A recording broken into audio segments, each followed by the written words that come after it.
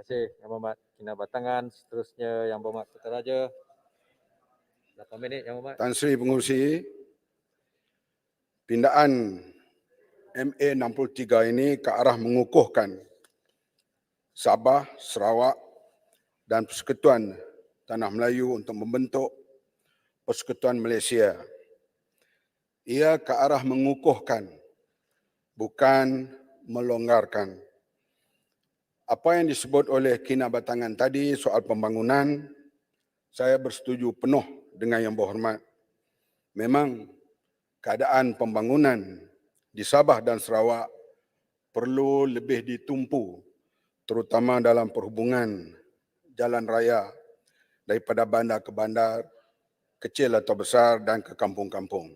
Itu adalah realiti. Yang paling penting sekali ialah soal kerana berada setaraf dengan Semenanjung, Sabah dan Sarawak, maka keselamatan perlu dipertingkatkan, terutama sekali untuk menjamin dalam pembentukan Malaysia ini keselamatan Sabah dan Sarawak terjamin.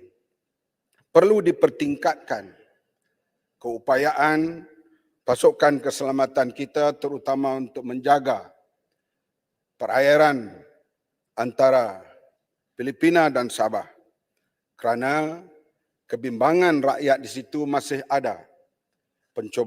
Pencerobohan sering berlaku. Oleh itu, peruntukan mesti dipertingkatkan supaya rakyat Sabah dan Sarawak merasai bahawa mereka terjamin keselamatan mereka. Keselamatan di bawah Field Marshal yang paling utama, iaitu yang di Pertuan Agong, 5-star General. Kita boleh berbangga kerana tidak ada lagi curiga antara satu sama lain, sama ada ia berasal daripada Sarawak, Sabah atau Semenanjung. Misalnya, Panglima Angkatan Tentera sekarang daripada anak jati Sarawak.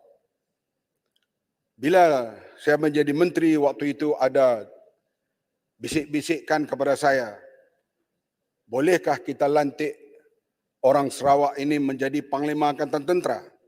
Saya kata saya yakin penuh tentang integriti, ketaatan dan kesetiaan kepada Malaysia yang dibentuk pada tahun 63. Pada masa yang akan datang kita harap akan ada nanti KSN dan jawatan-jawatan yang lain yang berasal daripada Sabah dan Sarawak.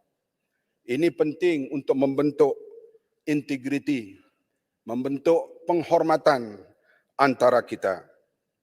Begitu juga bila dalam perjanjian perkara 20 dan sebagainya termasuk hal immigration, kita harap kedua-dua negeri ini bersifat berintegriti dan terbuka. Kita merasa sedih kadang-kalanya kita boleh pergi ke Korea Utara, kita boleh pergi ke Cuba, tapi tak boleh pergi ke Sarawak. Ini satu perkara yang menyedihkan. Selepas lulusnya hari ini untuk mengukuhkan perpaduan antara tiga wilayah ini, perkara ini kita harap dapat diatasi, dikurangkan.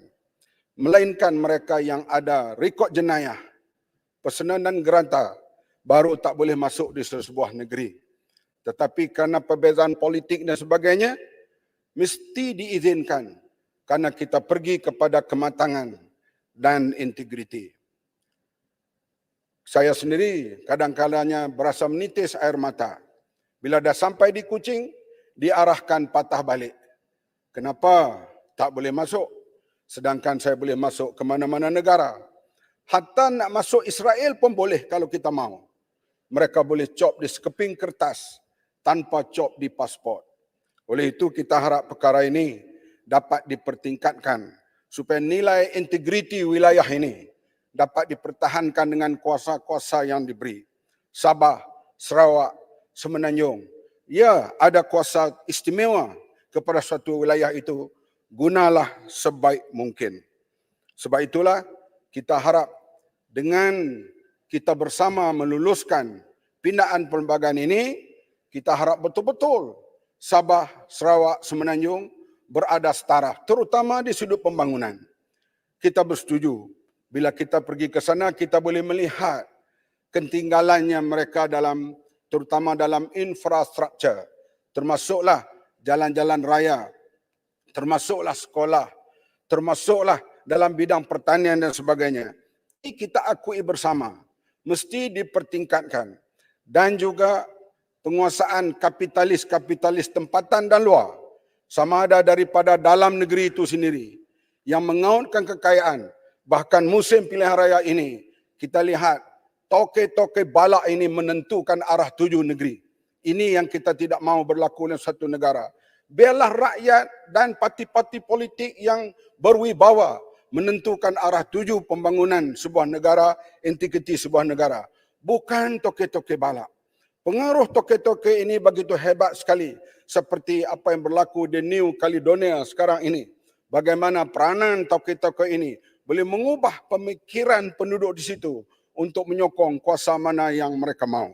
Dan ini soal giant dalam hal ini mesti dikurangkan pada masa yang akan datang. Termasuk di Semenanjung ini pun kita lihat bagaimana One NDB cuba mengubah pendirian politik Malaysia sampai dibicarakan di seluruh dunia hal One NDB ini. Sampai Hollywood nak buat filem, dah dicari pelakon bagaimana wajah bekas Perdana Menteri, wajah